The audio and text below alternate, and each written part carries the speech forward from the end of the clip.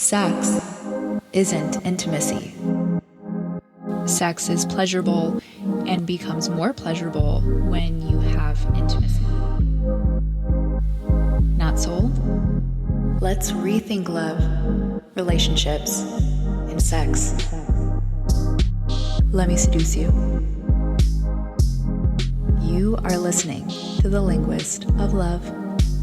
Welcome to the Erotic Renaissance.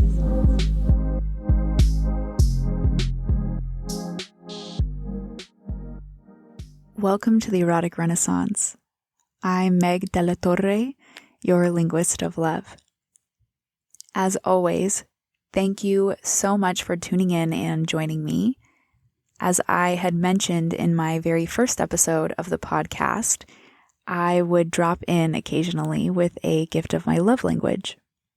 I'm sure that you have figured it out by now, but my love language is communication. So in this episode, I am sharing a really important story that was inspired by a self-love journey that I started last year. Around Valentine's Day, I successfully took myself out on a date by myself with the intention of just being with me. I say successful because I enjoyed it. And I wasn't thinking about, who else I wished would be there. I enjoyed dinner by myself. And I communicated and gave myself the gift of my own love language that night.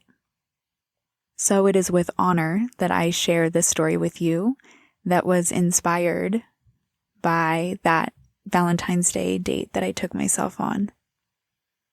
This story tells of Raivyn, who comes upon self-love for the first time while on a date and happens upon a love she never expected. As a quick trigger warning, the story features a glass of wine for anyone with a possible sensitivity before our story begins.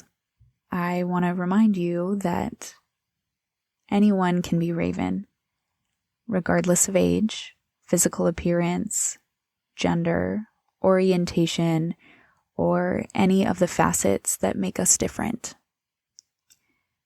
As you listen, may you remind yourself of the kind of love you deserve with this little gift of self-love from me to you. I now present to you, at the bottom of the glass. Raivyn had never liked the way the red dress looked on her. It felt like she was always begging for attention when she tried to wear it. It was an off-the-shoulder, breezy chiffon that hit just above the knee. Her mom had always dressed her in bland tones of gray and black, and maybe that's why she felt like the siren that blared as a police car passed her crowded apartment on the 4th floor of the brown building on 23rd Street. Looking for attention, the wrong kind. And while it was Raivyn's voice that said these words, she was very aware of her mother's tone, coating them like grape juice and stale crackers on hot afternoons in church pews. Not looking forward to the blind date, Raivyn considered opening a bottle of wine and forgetting Rob, whatever his name was. She was tempted to slip into her favorite cozy sweater and binge something easy like Nailed It. But a buzz from her phone pulled Raivyn's attention away from her reflection. Fuck. Raivyn didn't realize the Uber she had called would be here so soon. With a final sigh, Raivyn realized she didn't have time to change out of that fire engine red dress, didn't have time to commit to bailing on her date, and didn't have time to deactivate her Bumble account. Rushing out of 416B and down the elevator, she quickly fumbled a text to the Uber driver. The chilly wind rustled her curls around her when she exited her building, and she pulled her coat collar closed a little more fully. Raivyn Daverson? The driver called out of the window. That's me. Sliding herself into the back, Raivyn passed a polite yet uncomfortable smile at the driver through the rearview mirror. The first thing she noticed was her red lipstick in the mirror as she smiled. Oh my God, it looks so bright in this lighting. She looked into her purse for a makeup wipe. Damn, I must have left them on the counter. I love that lipstick on you. What shade is that? The driver asked as she pulled away from 23rd Street. Oh, really? Yeah, I love the way it makes your eyes stand out. Wow, thank you so much. Raivyn instantly looked down to avoid the attention, seeing she had put the lipstick in her purse. I have it here. I'll check the name. It's Mystic Merlot. It's from this little boutique in City Heights off of University, near the donut shop. They have all kinds of cute things from local artists and creators. Oh, I pass by that shop all the time. I'll check it out. Are you going on a date tonight?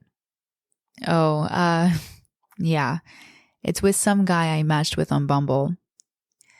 He, seems like an interesting guy. First date? Raivyn laughed nervously. Yeah, I hope he turns out better than the last one. The driver groaned. Ugh, I hear you. Dating online can be shitty. Yeah, it feels ingenuine sometimes. The two women sighed in an unspoken agreement of how disparaging swiping endlessly can feel when you have only a few sentences and snapshots of a person. The rest of the drive to Osteria il Bicchieri continued on in mostly silence, allowing Raivyn to calm her queasy stomach and pounding heart. When they arrived in front of the dark red awning covering a crowded patio of diners, Raivyn felt her heart skip a beat. What if Rob was already there waiting? I would have to make a good entrance and be careful not to do anything stupid. Thank you, Raivyn said to the driver, handing her a tip before exiting the vehicle. You look great. Take a deep breath. Whoever you end up sitting with is going to be great.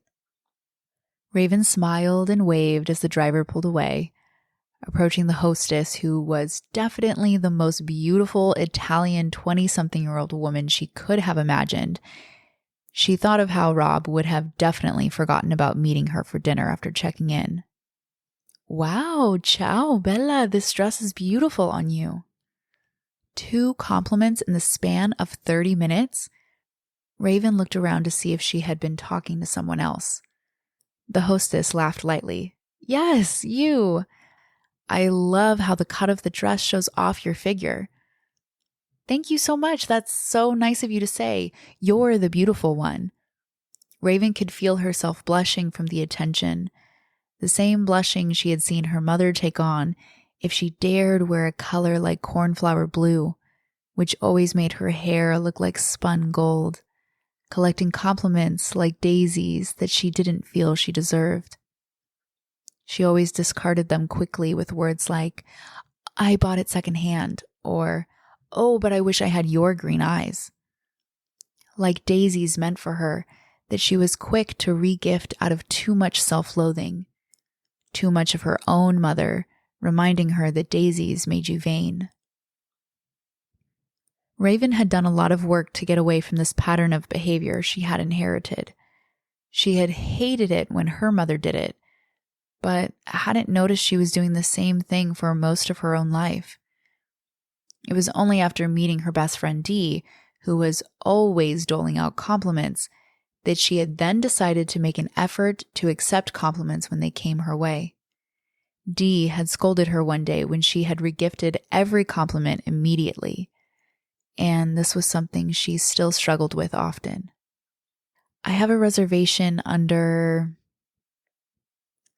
She tried to remember Rob's last name, but she didn't think he had mentioned it before deciding to meet.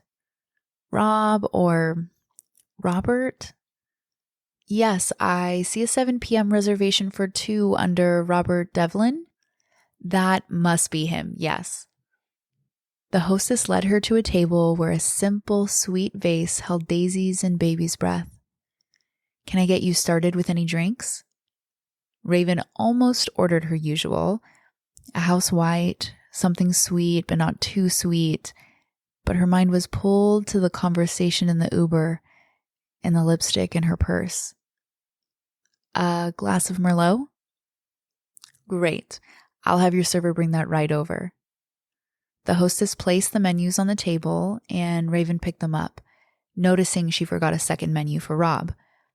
However, when she looked up, the hostess was out of earshot. Mentally noting to herself to ask for a second menu, she thought it would be polite of her to let Rob know that she had arrived.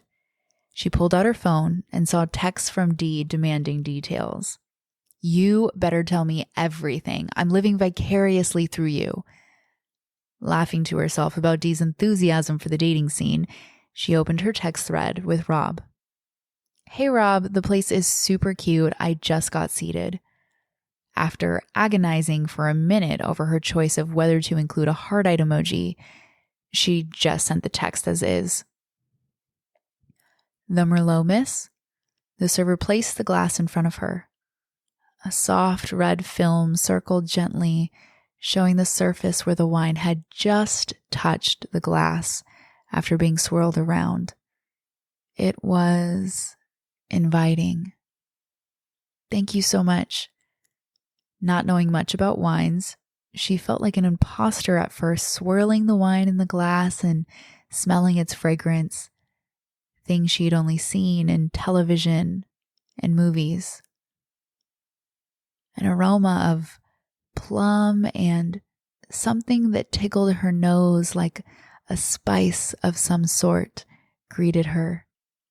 Maybe cloves? She took a sip. A velvet coated her tongue that was sweet, like reading a book by a fire on some harsh and cold night in December, or getting a kiss on your bare shoulder by a lover while you bathe together and talk about dreams. Why have I never tried this before? She thought. Thoughts, miss? Raivyn had forgotten the waiter was there. It is beautiful. The server thought for a moment, like he hadn't expected her to describe the wine with this word. A beautiful wine for a beautiful woman. Let me know when you're ready to order. With that, the server departed to check on a neighboring table. When Rob hadn't shown up in 10 minutes and hadn't responded to her message, she sent another text. Is everything okay? When he didn't respond to that message in another 10 minutes, she realized he probably wasn't coming after all. Not only had Raivyn realized he wasn't coming, but the wait staff noticed too. So she finally decided to order herself dinner. And like her mother reminded her, all those daisies made her vain, she forgot they were for her and quietly cried about Rob, whatever his name was, not thinking she was pretty enough to at least let her know he wasn't interested. She tried to avoid letting other people notice her tears that were for a 30-something-year-old guy who only had the sentence, "If you want to know, ask me," on his profile. But she was sure they had seen. The waiter wore a smile that spoke of hushed tones of pity as he approached the table. "Enjoy," the server said with a warm tone that made her think they were all talking about the girl at table 6. He placed the bolognese with pancetta in front of her before smiling and leaving, and taking another sip of her Merlot. She was reminded of the smooth sweetness of how her evening started when she sat at the table, arms full of daisies. And now, she felt like she was an empty vase. "What the hell are you doing, Raivyn? You're at a beautiful restaurant, drinking a beautiful wine, and you've got nothing but compliments from everyone but your damn self. As if she was sitting in the empty chair across from herself, she gave herself a daisy. You're intelligent. She sat up a little taller. You have a kind heart that gives to others. She took another sip of wine. You have full hips that count beats in reggaeton, and your skin is a velvet caress. She smiled. She allowed herself to forget who had booked the table and the reason she originally zipped herself into the red chiffon dress that showed off her figure perfectly. And when she got to the bottom of the glass, she had started falling in love with her complexity, her sharp wit, her ability to see the truth in a fog, her lips that were a bow that awaited an arrow, and her courage to sit at a table alone. Once her vase was full of daisies, she gave one to the woman at the nearby table and another to the hostess on the way out of the restaurant. And even though she knew it wouldn't always be easy to love herself, she wore her gratitude like a warm coat that sheltered her from the brash winds of uncertain days, and to remember how a glass of Merlot let her fall in love with her own soul, wearing the red dress she used to fear.